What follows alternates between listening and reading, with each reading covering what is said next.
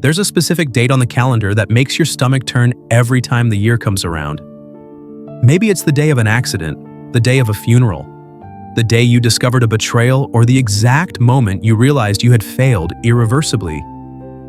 Your body remembers before your mind does. Your palms sweat, your chest tightens, and for a fraction of a second, you're transported back to that dark room, that hospital, or that phone call that split your reality in two. Neuroscience calls this a somatic marker. It's the physical scar that trauma leaves on your nervous system. What if I told you there's a way out? Imagine I place a black box in front of you right now. In its center, there's a single red button, illuminated, pulsing. The proposition is simple and irreversible. If you press this button, the memory of that specific day will be completely eradicated. I'm not talking about therapy, reframing, or acceptance. I'm talking about a complete psychic surgery. You'll wake up tomorrow and that weight on your chest will have disappeared. The voice of that person who humiliated you will be silenced. The image of the accident will be deleted like a corrupted file. You'll feel a lightness you haven't felt in years. The chronic anxiety that keeps you from sleeping will evaporate. You will finally be free. But there's a price. There always is. Memory doesn't work in isolation. To rip out the root of this trauma, the algorithm of this button needs to take with it the entire temporal context where it's embedded. The price for erasing that terrible day is losing all the memories of the year it happened. Everything, all 12 months. You lose the worst day, but you also lose the day you met someone important that year. You lose the laughter, the learning, the trips, the movies you watched, the songs you discovered, and the small victories you achieved while trying to survive the pain. An entire year of your life turns to smoke. The question is, do you press the button? Don't answer quickly. Most people, about 90%, say yes in the first few seconds. The human instinct is to flee from pain. We're biologically programmed for avoidance. If we put our hand in fire, we pull it out. If a memory burns, we want to erase it. It's the principle of immediate pleasure. But I'm here to tell you that if you would press that button without hesitation, you're making the biggest strategic mistake of your existence. And if you're part of the tiny minority who felt repulsed by the idea, you understand something about human nature that most people ignore. Pain is not a system error. Pain is the system. Let's call those who choose forgetting the tourist of existence. This person wants to live only in dopamine peaks.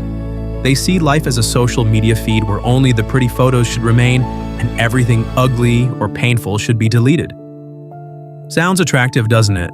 A life without scars. The problem is that a life without scars is a life without defense. Imagine the traumatic event you want to erase was a devastating betrayal in an abusive relationship.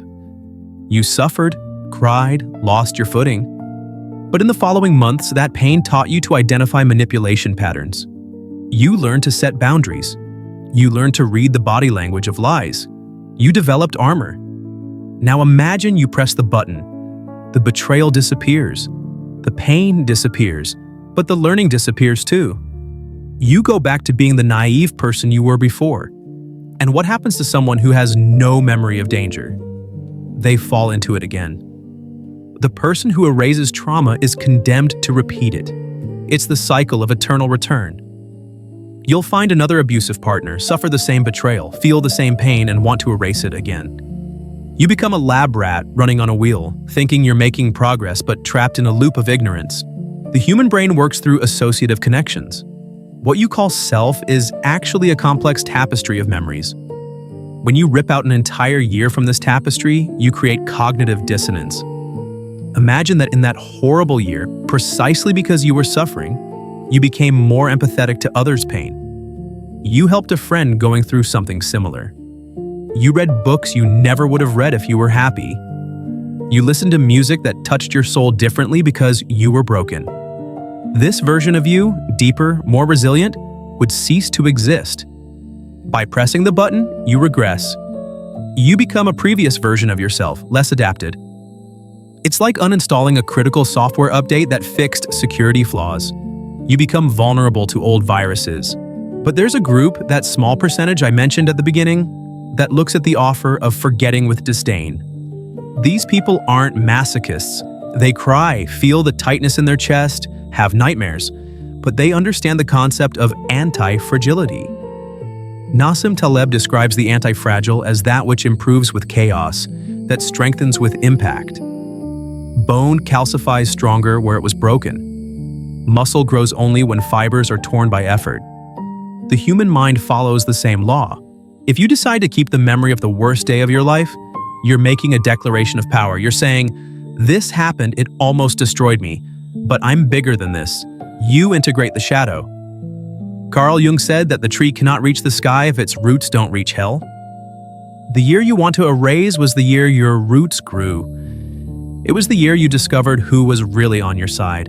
It was the year you discovered you could survive the unbearable. Think of the person you admire most. It could be a historical figure, a relative, a mentor. Now remove from that person all the moments of suffering, all the defeats, all the losses. What's left? Someone superficial. The charisma, wisdom, and magnetic strength you admire in that person were forged in the fire of experiences they probably would have avoided at the time but would never erase today. There's also a dangerous social engineering aspect here. A population that erases its bad memories is an easily manipulated population. If you don't remember the mistakes of the past, you believe any promise of the future. If you don't remember the pain of war, you support the next conflict.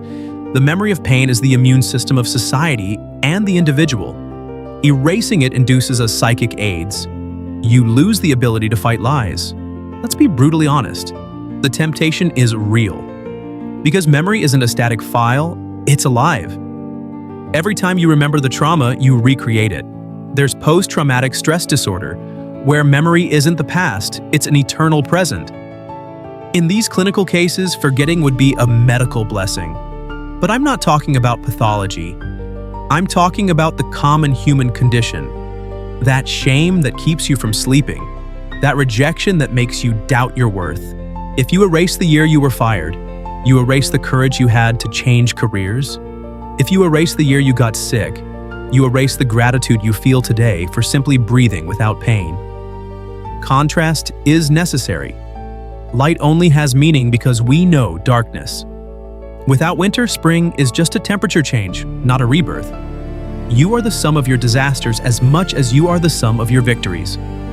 If you remove the black pieces from the chessboard, the game loses its meaning. Let me tell you what happens to those who refuse the button. Those who say no, I'll keep the pain. This person develops what psychology calls post-traumatic growth. It's a complete reconfiguration of the hierarchy of values. Trivial things that stress normal people, traffic, gossip, others' opinions, stop affecting those who've seen the abyss up close. You become shielded against mediocrity. You develop an urgency to live that the tourist of existence will never understand. They live as if they had all the time in the world. You live like someone who knows the world can collapse on any Tuesday. The red button is still in front of you. It glows, inviting. It promises silence. It promises you'll go back to being that light, innocent, carefree person you were before everything happened. It's seductive. Who doesn't want to be innocent again? But innocence is just a pretty word for lack of experience. And experience is the only currency with real value in the market of life. If you press it, you lose the pain, but you lose yourself. You become a stranger in your own story with a chapter ripped out, trying to understand why you feel incomplete. You'll look at photos from that erased year and see a face that smiles, but you won't remember the reason for the smile, the taste of the food, or the smell of the place. You'll be a ghost in your own timeline. The final choice is yours. Do you prefer to be happy and empty or scarred and real? Do you prefer comfortable amnesia or brutal truth? Most will press it. Most will choose sleep. But if you chose to keep your memories no matter how terrible they are, you just passed the hardest test of all. You chose reality. And that's what separates children from adults and prey from predators. Your pain is your greatest asset. Don't waste it. Use it as fuel. Use it as a map. Use it to ensure that when life tries to knock you down again, and it will, you won't be caught off guard. Because you remember, you know, and you survived. Keep your worst day. It's proof that you're indestructible. See you in the next analysis.